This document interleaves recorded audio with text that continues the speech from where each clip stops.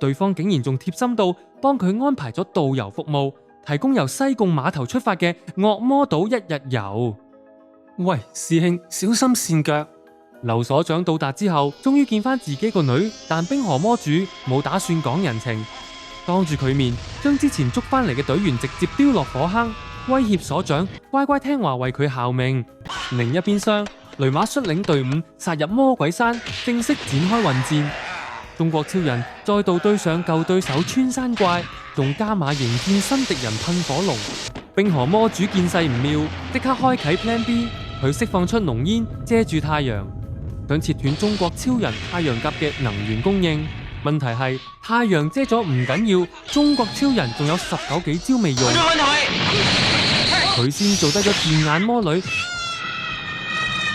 再惡鬥不到翁鐵甲怪，